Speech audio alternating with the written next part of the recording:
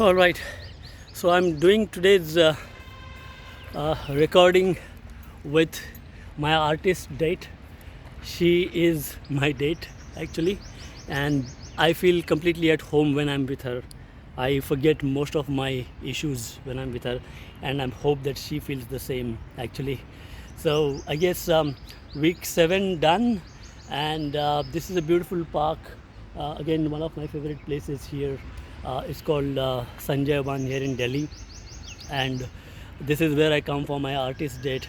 Actually, most of my mornings I am running and swimming, and once a week I try to come here, do a walk, run, and essentially spend time with her.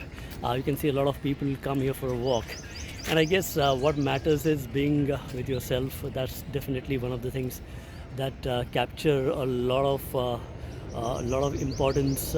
I think as an artist, one of the I think eureka moment that I had this week is the fact that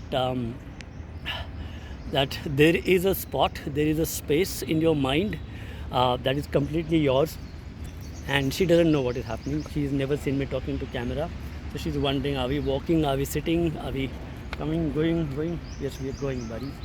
So I think the space that I'm talking about is something that occurred to me while while I was going to bed at night, and there is that space, a dark but pleasant space, slightly cool in terms of temperature, space that occurs to you, and you can't really hunt that space out. You just need to be calm to be able to notice that space, to be able to see that space, I think. And that's when you really get to enter that space. And when you enter that space, you find that the answers to your questions are already there. They are waiting for you, and the important thing is you should have your questions ready. And I think you can't really enter the space and then come up with questions. What morning pages does and the other activities is it kind of tells you things that are important to you, and probably the questions that are bothering you, hassling you, I guess those questions then remain at the back of your mind. And when that space has found answers, I feel the space already knows the answer. It's not something that needs to be hunted, because that's your core, that's your natural spot, that's your natural position to be in. So when you get into that space, those answers just jump at you, and you got to be really, really fast, and ideally should record it on your mobile phone immediately. Those are fleeting moments. They don't stay for too long, because human mind is very what do you say? Is very moving, right? It's human mind always is looking for distractions, and even when we are not actively looking for distractions, the distractions are always all around us.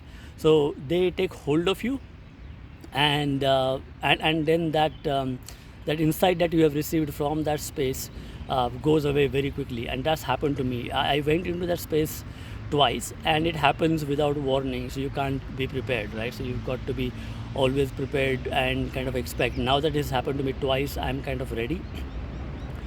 But that space will give you the insights that you're looking for, and those usually will happen when you are completely connected to yourself, and you know the questions that you have in mind. Those insights do come to you, and then you write them down. I think that is very important. You can't knock on the door and enter that space at all, and you can't even see the space, because that space becomes visible only when you have you have had a chance uh, to quieten your mind.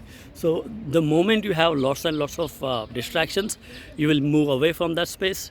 But once the distractions are gone, then it is not very difficult. Then you can easily find that space. So week 7 completed, moving into week 8 now. It's been a fantastic journey. I have done the journal that not a journal, the collage of images, one of the activities that were given to me. as part of the activities of that week. And it was fun. I thought it was a bit childish initially, but that's the whole point. It is not childish, it is childlike. And you're trying to essentially do things that you really enjoy. Like this one is currently doing, she loves to go for a walk with me. So I collected the images, some of the things that attracted me as a child. Uh, so I did, and some of the things that came to me were, kite flying as a fun activity. So I have some images of that. I have images of animals, a tiger, a chicken, elephant. Elephants are some of my favorite animals. Just the quietness with which they lead their life. So I like those insights that came out of that collage as well. I had a couple of images about men wearing night suits. So again, something about fashion a bit, which goes back to the self-care thought of this book. And then also I think it was about food, right? So I enjoy lots of fruits, kiwi fruit, apple, bananas are my favorite. So some images of that, some images of vegetarian food. So that has been my collage. I never thought that this exercise, which typically seemed a bit mundane to me initially, can be so useful. And I really enjoyed that activity completely. So I guess that's what that's what has been a good activity. The other activity was about writing down the films, some of your favorite films. And I think the theme that came out of it, a couple of films are about sports. So Jerry Maguire, Forrest Gump. One film is about justice, how to follow your principles despite all adversaries that you face.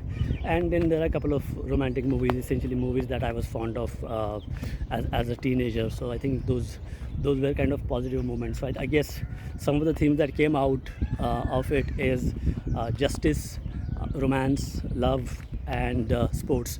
I think those activities kind of came up clearly from that conversation. I think sometimes, and I think I've said this often enough, that these are the things that need to be done first thing in the morning. Once your day starts, then some of these things are very difficult to manage because of one is the time distraction, but I think more so the whole energy kind of is distracted, and also your mind is not fresh. So definitely has to be done first thing in the morning.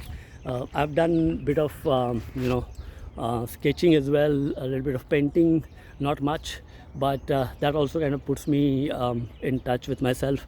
I think the other thing I've done, interestingly enough, is the my taste in music kind of slightly changed. I guess it also reflects how I was doing things so far. So essentially, most of my music conversations were about, rather my choice of music most of the times was about little music that I thought should be good, I should be listening to. And then now I'm kind of listening to music which really makes me happy, and that is possible. I'm kind of switched from looking at things that as they should be, and moving back to the space where you're essentially doing things because you really enjoy doing those things. So that music has kind of gave me a lot of peace and quiet. Mostly it is instrumental music, classical music, jazz, and country music. Those types of genres have really given me a lot of peace, and this music kind of keeps playing in the background, and I've given myself permission to play music more often while I'm working. It just depends on the kind of music you're playing, rather than what activity you're doing. So some music can actually be quite therapeutic while doing your work as well. So I've done that. I think the other thing is I have reduced the amount of social media consumption. Probably that was anyway minimum, but television has gone down. That was also not extensive, but that kind of keeps you entertained those hours, but you do feel a bit drained afterwards. Not everything, not all movies are as fun, but the I think the our social thinking is that if you spend 3 hours watching a movie or web series, we are renewing our energies. Sometimes some movies actually drain you out. I have now become conscious of that, because I think one of the other things I heard from one of the Olympic gold medal winner, sharpshooter, is that he keeps an energy journal, essentially to write down everything that comes to your mind um, throughout the day, but not as a diary, but more as a journal of how you feel at that point in time, and then try to write down what you were doing around that time. Keeping that energy journal actually helps you understand which activities drain you, and which activities actually um, add to your energy levels. And that journal is not just about activities. That journal can be about things you are doing that help you or harm you, people that you meet, which people drain you out, uh, type of food, what type of food is nurturing you. I think that also also you should be looking at weather conditions. Like, this place just brings me brings me back to my childhood memories, so it really energizes me. Being her, spending time with her, definitely gives me a lot of energies, positive. And so the surroundings, the environment, the weather, I love the rainy season. It rained this morning, so I'm feeling really good about it. So the weather conditions, the smells, the textures, I definitely love to hug a tree. Always, I like the texture that you find on these trees. So that definitely kind of brings me back to life, so to say. um, so texture, the smell, the smell of jasmine and some of the flowers definitely helps uplift my mood as well. So keeping that kind of a journal definitely helps you to to stay connected to what makes you come alive, I think. uh, I think one of the other things, the gold medal winner mentioned, was that for 15 years every morning he used to get up with one dream, and that dream was really uh, to win the medal for the country. And I guess that was the driving factor for the extensive practice that happens. The day he won the medal was the day he felt depressed, because there was nothing to look forward to. And then he thought he should just completely give up on his sporting career, because he was so depressed he actually had to seek counseling. And I think that counseling essentially told him to go and probably do some meditation. I guess that was probably a good advice. He went into a 10-day Vipassana meditation camp, sat through there, and that meditation is about really removing all distractions, no mobile phones, not talking to anyone. You're completely quiet for most of those 10 days. You're allowed to speak only a half an hour, and that too with your tutor or trainer there. And I think that gave him clarity, because during those 10 days he could only think of his sport. That was the only thing he could think of. So when he came out of that meditation, um, he decided to stay and continue with his sporting career.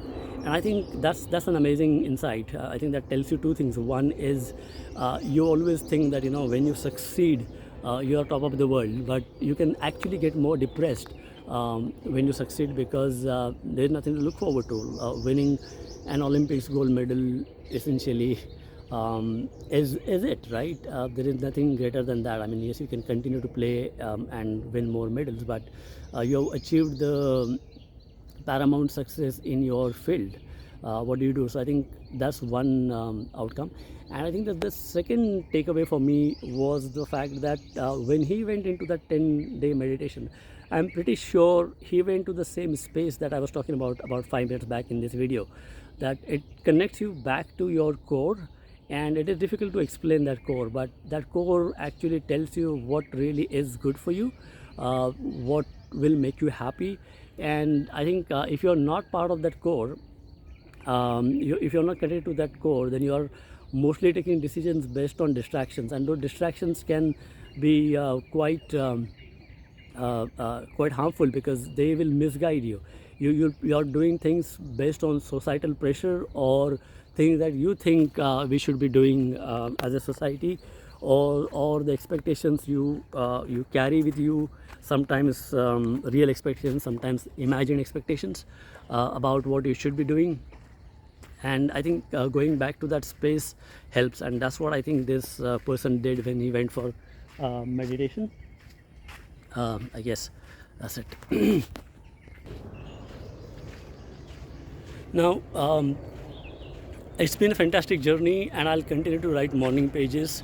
Have I started doing the creative writing that I wanted to do? No, not yet. But some of the stuff that I've written in morning pages is an absolute gem, at least from my perspective.